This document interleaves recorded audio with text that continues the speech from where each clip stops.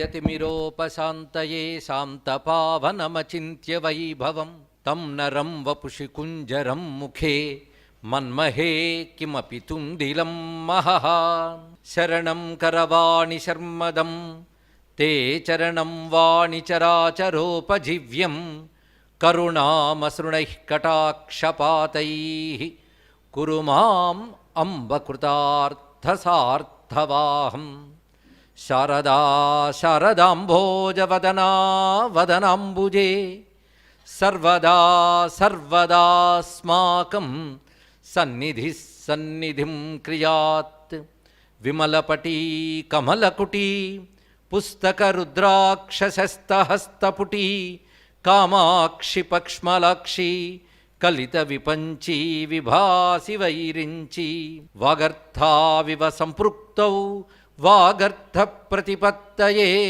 जगतः पितरौ वन्दे पार्वती परमेश्वरौ नारायणसमारम्भां व्यासशङ्करमध्यमाम् अस्मदाचार्यपर्यन्तां వందే గురు పరంపరాం.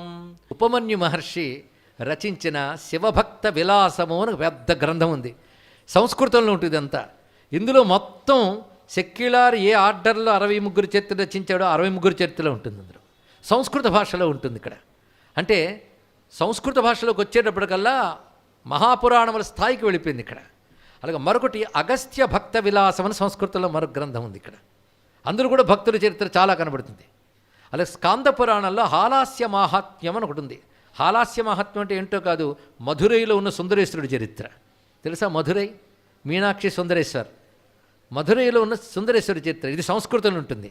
దీనికి తమిళంలో తిరువిళయాడల్ అని ఉంటాయి. 64 శివలీలలు అందులో ఉంటాయి. ఇంత వాంగ్మయం ఉంది. తెలుగు లేదు, ఇది సంస్కృతమే. హాలాస్య మహాత్మ్యం, ఉపమన్యు భక్త విలాసం, శివభక్త విలాసం, అగస్త్యుడి భక్త విలాసం, మొత్తం 3 సంస్కృత గ్రంథాలు. ఇవి కాక స్కంద పురాణంలో శివపురాణాదుల్లో కూడా శివభక్తుల చరిత్ర చెప్పబడతాయి. మరొక అద్భుతం ఏంటంటే ఈ నయనార్లలో ప్రధానంగా చెప్పుకునే 3-4 నయనాలతో పాటు మరికొందరు నయనార్ల చరిత్రను కూడా సంస్కృతంలో చెప్పారు. ఒక మహాగ్రంథం శివరహస్యం. శివరహస్యంలో జ్ఞాన సముద్ర కథ ఉందండి. అది మనం మొన్న మీమాంస చేసుకున్నాం. శివరహస్యంలో 9వ అంశం మొత్తం దీని మీద ఉంటుంది. మొత్తం భక్తుల చరిత్రే, మరొకటి ఉండదు. అందులో జ్ఞాన సముద్ర కథ ఉంటుంది. అరే పురాణ శివరహస్యం ఏనాటిదో, వీళ్ళు తర్వాత కాలం వాళ్ళు కదా, వాళ్ళ కథని ఎలా రచించారు అంటే ఋషి రచించినప్పుడు భవిష్యత్ దృష్టి భవిష్యత్ ద్రష్టలు కనుక భవిష్యత్తులో ఇలా జరుగుతుందని రాశారు, కానీ జరిగిందని రాయలేదు ఆ గ్రంథంలో. కానీ విశ్వసించిన వాడు భవిష్యత్ కథని చెప్పారు అనుకుంటారు. విశ్వాసం లేని వాళ్ళు జరిగిన కథనే సంస్కృతంలో రాసి అందులో పెట్టారంటారు. ఏదైనా పర్వాలేదు. కొంతమంది అంటారు ఉపమన్యు చెప్పినట్లుగా సెక్యులర్ పురాణాన్ని సంస్కృతంలో ఎవరెవరు రాసేశారు అని. అంటే నిజంగా ఉపమన్యు మహర్షి రచించలేదు. సెక్యులర్ రచించినటువంటి 11వ శతాబ్దం నాటి పెరియ పురాణాన్ని సంస్కృత రూపంలో సంస్కృత శ్లోకాలు ఉపమన్యు రాశాడు. ఇది సంస్కృతంలో పెట్టేస్తే వరల్డ్ యాక్సెప్టెన్స్ వచ్చేస్తుంది, దానికి అందరూ గౌరవిస్తారు. అది ఎవరో దీన్ని సంస్కృతంలో రచించేశారు, ఉపమన్యు చెప్పినట్టు పేరు పెట్టారు అన్నారు. కాదు ఉపమన్యువే రచించాడని సంప్రదాయవాదులు అన్నా రెండిట్లో ఏ వాదమైనా మాకు అభ్యంతరం లేదు. ఎందుకంటే తర్వాత రాసినా ముందు రాసినా మంచి పనే చేశారు కదా. భక్తుల చరిత్ర అక్కడ ఉంది కనుక ఇది ముందు రాశారా వెనక రాశారా, ఇది బీసీవా ఇది ఏడేవా తమరి వదనము ఎందుకండి ఇవన్నీ కూడా? ఎందుకంటే భక్తుడికి మీమాంసలు తర్కాలతో సమయం వ్యర్థం చేయడు. అందులో చెప్పిన కథలు ముఖ్యం, అందులో చెప్పిన రసం ముఖ్యం, అందులో చెప్పిన ధర్మం ముఖ్యం, అందులో చెప్పిన భక్తి ముఖ్యం, భగవద్వైభవం ముఖ్యం, అంతే కదా. అయితే అదృష్టవశాత్తు ఉపమన్యుడి భక్త విలాసము, ఈ సెక్యులర్ రచన, వాటికి దొరికిన అనువాదాలు ఇవన్నీ కలబోసుకొని చదవడం చేత వివిధ ప్రవచనాల్లో వాటిలో కొన్ని ఉటంకించడం మాత్రం జరిగింది కథలుగా. ఇప్పుడు వాటి గురించే మాట్లాడడం ఒక యోగంగా కాశీక్షేత్రంలో వచ్చింది కనుక దక్షిణాపథం భక్తుల గురించి ఉత్తరాపథంలో ఉన్న విశ్వేశ్వరుడు వినదలుచుకొని మనల్ని కూర్చోబెట్టి వింటున్నాడు. ఆయన అయినా ఒక్కడే అయినప్పటికీ కూడాను ఆయనగా సరదా పుట్టింది, అందుకే చెప్పించుకుంటున్నాడు. చిత్రం ఏంటంటే తమిళమైనా తెలుగులో వినాలనుకున్నాడు ఆయన. చూద్దాం. ఇది కేవలం విశ్వేశ్వరుడి లీలగా భావిస్తూ అక్కడెక్కడో ఓంకార ఖండం నుంచి కేదార ఖండం వరకు జ్యోతిర్లింగ రూపంగా ఉన్న విశ్వేశ్వరుడికి సమర్పణం చేసుకున్నానంటున్నానన్న కేవల భావంతో దీన్ని చెప్పడం జరుగుతున్నది. అలాంటి భావంతోనే శ్రద్ధగా విన్న వారందరినీ కూడా ఈ భాగవతోత్తములు అనుగ్రహింతురుగాక. మొత్తానికి మళ్ళీ రమణ మహర్షి దగ్గరికి వచ్చాం. రమణుల వారి పేరు చెప్తే ఎందుకు దీన్ని తెస్తున్నారు అంటే, రమణుల వారు తాను ఏ విధంగా ఆత్మానుభూతిని పొందేను, ఈ సిద్ధికి వచ్చాననేది మాటలుగా చెప్తూ ఉంటే కొంతమంది రికార్డ్ చేశారు. అది సెల్ఫ్ రియలైజేషన్ అనే పేరుతో ఇంగ్లీష్లో కూడా వచ్చింది రమణుల వారు చెప్పిన మాటలు.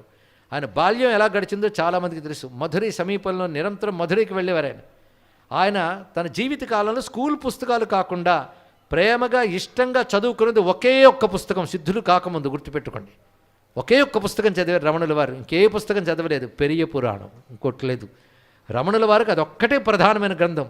తర్వాత ఆయన సిద్ధి పొందిన తర్వాత అనేక మంది పెద్దవాళ్ళు ఆయన దగ్గరికి వచ్చి ఈ గ్రంథం చూడండి, ఆ గ్రంథం చూడండి అని ఇస్తే అది ఒకసారి చూసి చిన్న నవ్వు నవ్వి వాటి సారం చెప్పడం, అది గొప్ప గ్రంథం అని అనడం, దానితో వాళ్ళ పుస్తకాలు పట్టుకోవడం. అలాగే త్రిపుర రహస్యము, ఇంకా రుభుగీత, ఇలాంటివన్నీ ఆ విధంగా వచ్చినవి ఎప్పుడు సిద్ధి పొందిన తర్వాత. కానీ ఆయన సిద్ధికి వెళ్లే ముందు ఆయన బ్రతుకుని మార్చి ఆలోచన ధోరణి మార్చేసిన మహాగ్రంథం పెరియ పురాణం మాత్రమే. పెరియ పురాణం రమణ మహర్షి లాంటి సిద్ధపురుషుడు మనకు ప్రసాదించిందంటే ఆ గ్రంథం ఎటువంటిదో పరిశీలించండి. ఆ పెరియ పురాణం చదివి ఆయన నిరంతరం శివభక్తి శివచింతనలో వెళ్ళిపోయేవారు. మీనాక్షి సుందరేశ్వర మందిరానికి వెళ్ళినప్పుడు స్వామిని దర్శించి అక్కడ బొట్టు కుంకుమ విభూది కుంకుమ ఇస్తారు, ఎప్పటికీ ఇస్తారు. అక్కడ అది పెట్టుకుని 63 నాయనాల ముందు నిలిచి ఏడ్చేవాట. ఈ అలవాటు ఆయనకు పోలేదు. అరుణాచలంలో ఆయన సిద్ధుడై రమణులలోని పేరు పొందినప్పటికీ కూడా అరుణాచలేశ్వరుని దర్శనానికి వెళ్ళినప్పుడు అక్కడ 63 నాయనాలు చూస్తూ వాళ్ళు నిలబడిపోయేవారట. ఆయన సిద్ధి పొందినవి కూడా ఇప్పుడు సిద్ధి పొందిపోయాం గనక మాకు భక్తి లేదు అనడం కాకుండా అలా నిలబడిపోయి కళ్ళ నీళ్ళు వచ్చావు ఆయనకి. స్వామి ఏమిటి అలా కన్నీళ్ళు కారుస్తున్నారంటే, ఈ భక్తులకున్న భక్తిలో చిన్న భాగం, ఒక అల్పాంశం నాకు వచ్చినా ధన్యుడినైపోతాను కదా అనేవారట ఆయన ఇక్కడ. మొత్తానికి రమణుల వారు అంత ఆదరించిన గ్రంథం భక్తుల యొక్క చరిత్ర సెక్యులర్ రచించినది. అయితే ఉపమన్యువు కూడా రచించినట్లుగా సంస్కృతంలో ఉంది అంటే అది కూడా మనం శిరసావహించవలసింది. ఇదే చరిత్ర సంస్కృతంలో కనబడుతోంది కనుక దేవభాష అయిన గీర్వాణ భాషలో సంస్కృతంలో లభించడం కూడా గొప్ప విషయమే కదా.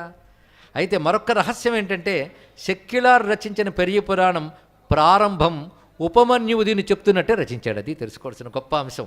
ఉపమన్యువే దీన్ని చెప్తున్నట్ట. ఎలా చెప్తున్నాడు అనగానే ముందుగా సెక్యులర్ గ్రంథంలోకి మనం అప్పుడే ప్రవేశించిపోతున్నాం.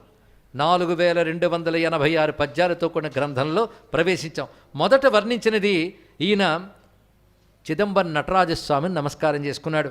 కనక సభలో వర్ణనకు కూడా అందని దివ్య తాండవాన్ని చేస్తున్న నటరాజస్వామికి చంద్రశేఖరుడికి నమస్కరిస్తూ వేదబద్ధమైన తాళములతో కదులుతున్న అందెలతో ఉన్న నటరాజస్వామి పాదాలకు వందనములు అన్నారు.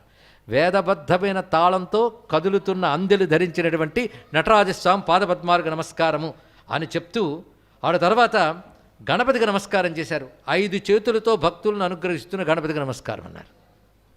చతుర్భుజుడు అంటే బాగుంది, కానీ 5 ఏమిటంటే హస్తం అంటే తొండమునకు కూడా హస్తం అని పేరు కనుక అటువంటి గణపతికి నమస్కారం అని చెప్పారు. దాని తర్వాత భక్తులకు నమస్కారం చేశాడు.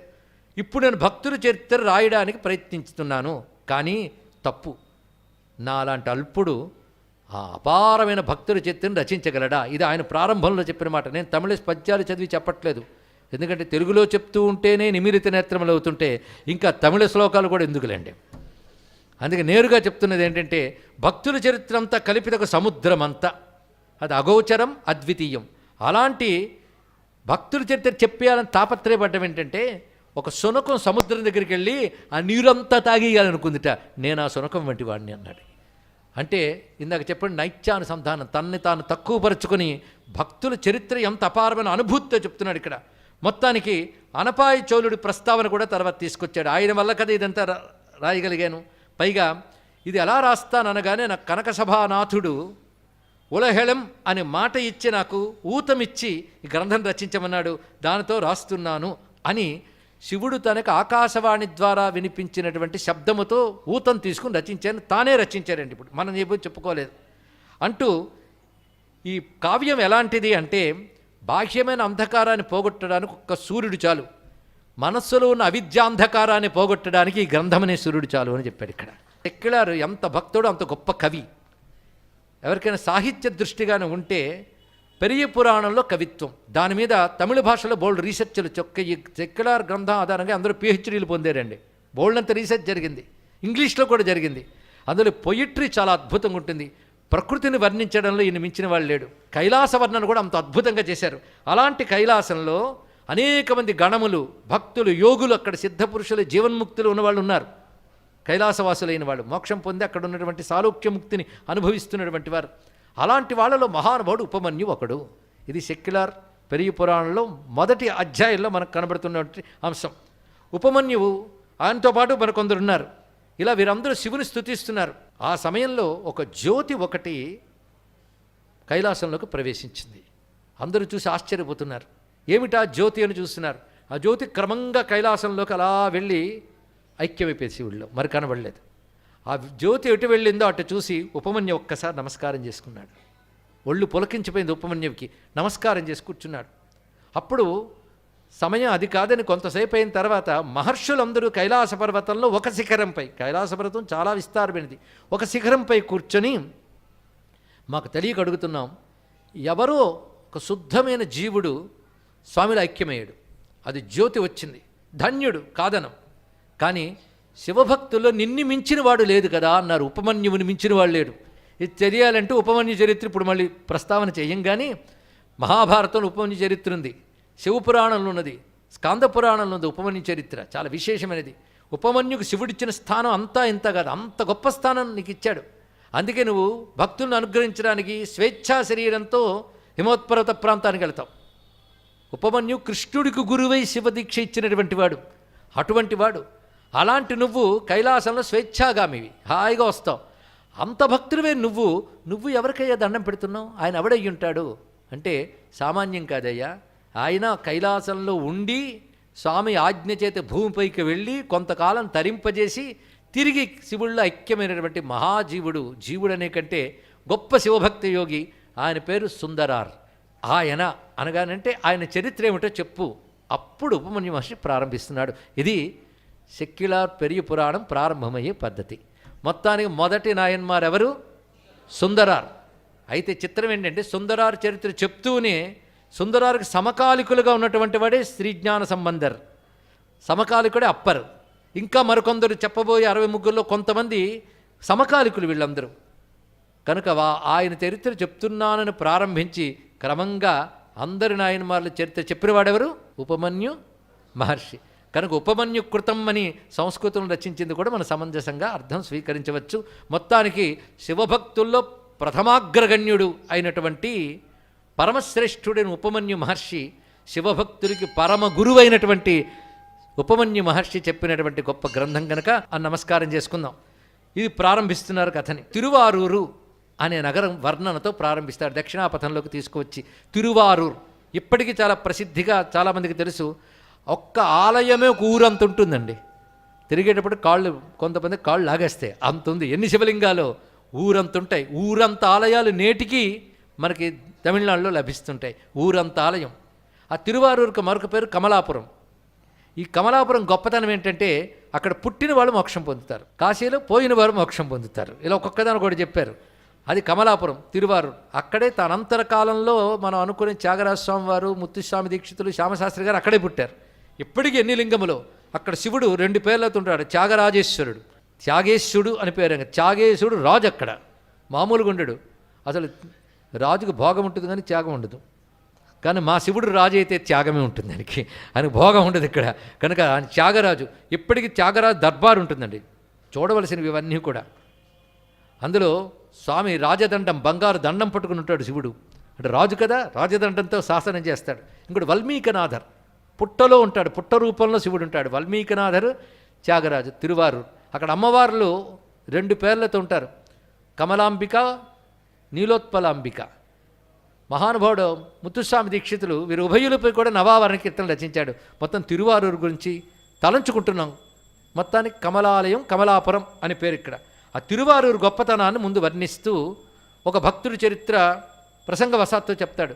అప్పట్లో మనునీతి చోళుడు అని ప్రాచీన కాలంలో పాలించేవాడు. మనునీతి చోళుడు. మనునీతి అంటే తెలిసిపోతుంది, మనుధర్మాన్ని అనుసరిస్తూ పాలన చేసేవాడు. అలా చక్కగా పాలిస్తున్న రోజుల్లో ధర్మానికి ఎంత కట్టుబడ్డవాడో చెప్తున్నారు ఇక్కడ. అప్పుడు ఇంకా కలి మొదలని రోజులు. ఈ మహానుభావుడు అద్భుతంగా రాజ్యపాలన చేస్తున్నాడు. ధర్మ నిర్వహణలో తనవారు పైవారు అని భావం లేదు, అందరికీ ధర్మ సమానము అని భావించేవాడు. అతని పుత్రుడు కూడా చాలా యోగ్యుడు.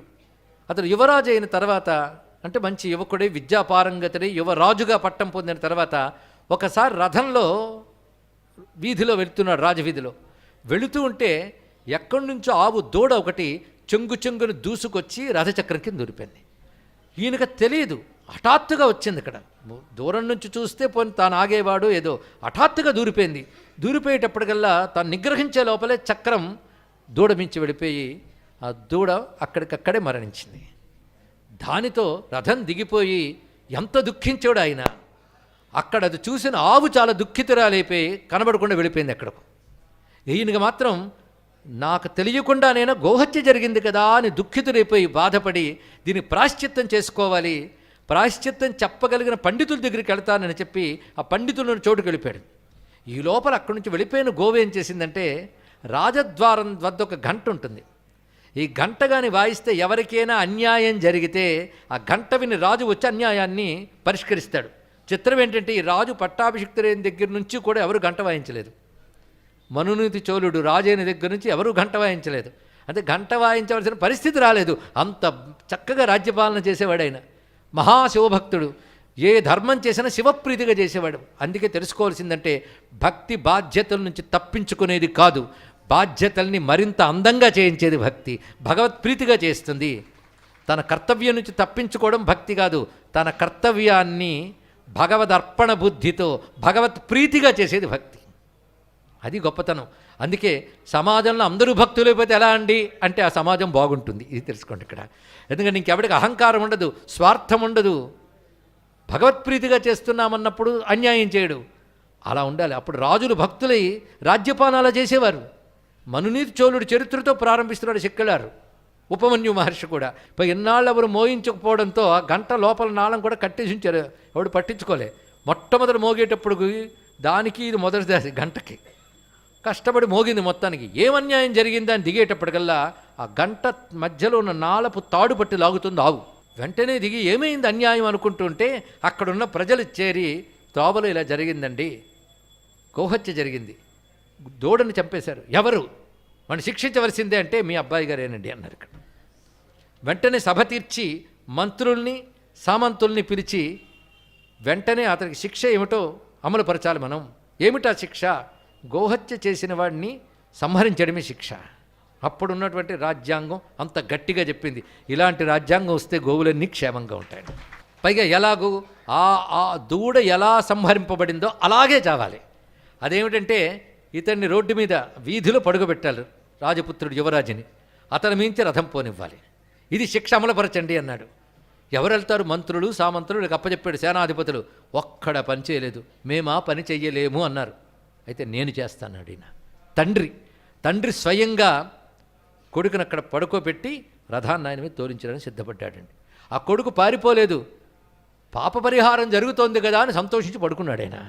ఎందుకంటే వాళ్ళందరూ కూడా తెలుసు ఈ దేహం శాశ్వతం కాదు, దీంతో చేసిన పాపపుణ్యాలు మాత్రం వెంటొచ్చి అంటుకుంటాయి కనుక పాపం ఇది ఇక్కడే పరిగణింపబడుతుంది. రాజదండన పొందిన వాడికి యమదండన ఉండదు. ఇది తెలుసుకోవాల్సింది. అందుకు నేను సిద్ధమని ఆయన పడుకున్నాడు. పడుకుంటే ఈ రథం సరిగ్గా అక్కడికి వెళ్ళేటప్పటికల్లా ఆయన శివస్మరణ చేస్తూ నడుపుతున్నాడు. వెళ్ళేటప్పటికల్లా ఉమాసహితుడైన పరమేశ్వరుడు వృషభవాహనారూఢుడై రాజుకు దర్శనమిచ్చారండి. శభాష్, నీ రాజనీతికి చాలా సంతోషించాను ఆయన. అదిగో ఆ దూడ చూడున్నాడు. దూడ లేచి కూర్చుంది. దూడని బ్రతికించాడు. గోవు సంతోషించింది. రాజపుత్రుని లేపాడు. రాజు సంతోషించాడు. అందరికీ క్షేమంగా కలిగించి అనుగ్రహించాడు పరమేశ్వరుడు. ఈ కథతో ప్రారంభించారు, మనునీతి చోళుడి చరిత్రతో. దీన్ని బట్టి ఇతను చెప్పకనే చెప్పినట్టు మరో భక్తుడిగా చరిత్ర చెప్పినట్లే కదా. ఇది అయిన తర్వాత కథని చెప్తున్నారు ఇక్కడ. జంబూపురం అనే చోట, ఇది తిరునావలూర్ అని అంటారు. ఆ చోట ఇద్దరు గొప్ప శివభక్తులైన దంపతులు ఉండేవారు. వారు ఆది వేద శైవ సిద్ధాంతానికి చెందినటువంటి వారి ఇద్దరి పేరు ఇషై జ్ఞానియార్, షడియనార్. మనకి ఇది కూడా సంస్కృతంలాగే, అంతే కదా, గుర్తుండదు. కానీ చెప్పబోయే మహానుభావుడు తల్లిదండ్రులండి వీళ్ళిద్దరు. ఇషై జ్ఞానియార్, షడియనార్. దీనికి మనకు ఉపమన్యు గ్రంథం కొంత సహకరిస్తుంది. ఉపమన్యు వీళ్ళకి సంస్కృత నామాలు చెప్తున్నాడు. సంస్కృత నామాల ప్రకారంగా వీళ్ళ పేర్లు జటిలుడు, ఆయన పేరు జ్ఞానవతి ఆవిడ. వారు గొప్ప శివభక్తులు. వారికి లోక కళ్యాణార్థం అవతరించిన పుత్రుడే ఇప్పుడు చెప్పబోయే కథానాయకుడు. ఎవరైనా సుందరార్, మొదటి నాయన్మార్ చరిత్ర. ఆయన సుందరార్. ఆయనకి పెట్టిన తమిళంలో పేరు నంబియారూరార్. నంబియారూరార్ అంటే కమలాలయ నాథుడు అని పేరిట. ఎందుకంటే ఈ తండ్రికి తిరువారూరు చాలా ప్రీతి, అందుకే తిరువారూరుకే కమలాలయం అని పేరు. ఆ శివుడి పేరు పెట్టుకున్నారు. అందుకే కమలాలయనాథుడు అని సంస్కృతం ఉపమన్యువు చెప్పాడు. నంబియారూరార్ అని సిక్కిలార్ చెప్పాడు. నంబియారూరార్ అని పేరు. అతడు ఎంత అందగాడంటే అలాంటి అందగాళ్ళు ఆ రోజుల్లో ఎవరు లేరు. అందగాళ్ళు ఎందరో ఉండొచ్చు, కానీ ఇతడు అపరూపమైన ఏదో సౌందర్యం ఉంది. అంటే జన్మ రహస్యం ఏది ఉంది వెనకాల.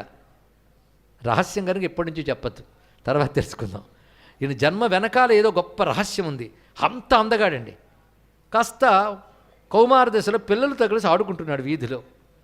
అక్కడ ఆ ప్రాంతానికి రాజుగా ఉన్నటువంటి వాడు నరసింహయునయ్యర్. మన నరసింహ అని పేరు పెట్టుకుంటే చాలు. ఆ నరసింహరాజు ఆయన రథం మీద వెళుతూ ఆ పిల్లవాడిని చూశాడు. ఇంతమంది పిల్లలు అక్కడ ఆడుకుంటున్నా ఈ పిల్లవాడిని చూస్తే అతడు సౌందర్యాన్ని ముగ్ధురైపోయాడు. ఏదో ముచ్చట కలిగింది. ఇవన్నీ గర్జన్మ ప్రేరణలే ఉంటే అలాంటి ఎవరి మీద తెలియకుండా ప్రేమ కలుగుతుంది. ఆ పిల్లవాడిని చూసి ఈ పిల్లవాడిని నా దగ్గర ఉంటే బాగుంటుంది అని ఆ తల్లిదండ్రులను అడిగి, నేను తీసుకెళ్ళిపోతాను ఈ పిల్లవాడిని, నాకు మీరు ఇతన్ని ఇవ్వండి, నేను పెంచుకుంటా, ప్రేమతో అడుగుతున్నాను. పైగా మీరు వైదిక సంప్రదాయానికి చెందినవారు కనుక మీ సంప్రదాయ ప్రకారంగానే ఆయనకు సంస్కారాలన్నీ చేయించండి, కానీ నేను నా కోటలో ప్రేమగా పెంచుకుంటాను అతన్ని, అంటే రాజ్యం కూడా ఇవ్వచ్చేమో బహుశా అని చెప్తే సరేనని తల్లిదండ్రులు అంగీకరించారు. ఎందుకంటే రాజు కదా, రాజశాసనం అది. పైగా చక్కగా ధర్మబద్ధంగా ప్రేమగా పాలిస్తున్న రాజు గనక నరసింహరాజు చెప్పిన ప్రకారంగా పిల్లవాడిని అతనికి ఇచ్చేశారు. దీని వ్యాఖ్యాతలు ఏమంటున్నారంటే పిల్లవాడిని ఇవ్వడమే కాదు, వీళ్ళు కూడా రాజాదరణలో క్షేమంగా అక్కడే ఉండేవారు అని కూడా చెప్పారు. మొత్తాన్ని పిల్లవాడికి వేద సంస్కారములు ఇచ్చారు. చక్కగా పిల్లవాడు వేద సంస్కారాలు పొంది వైదికమైన అనుష్ఠానాలు చేసుకుంటూ వేద జ్ఞానము ఇవన్నీ కలిగినటువంటి వాడు. అతనికి వివాహ వయస్సు వచ్చినప్పుడు సంబంధాలు చూశారు. పైగా ఇతను మహాసౌందర్యవంతుడు, ఎదుగు ప్రసిద్ధి. ఏ విద్య నేర్పితే ఆ విద్య అలాగ వచ్చేస్తుంది కనుక విద్యావంతుడు అయ్యాడు, సంస్కారవంతుడు అయ్యాడు, కుటుంబం బాగుంది, రాజాదరణ ఉంది. ఇంకేం కావాలి, రాజే పుత్రులా చూస్తాడు. ఇంక ఈయనకి మంచి సంబంధాలు చాలా వస్తున్నాయి.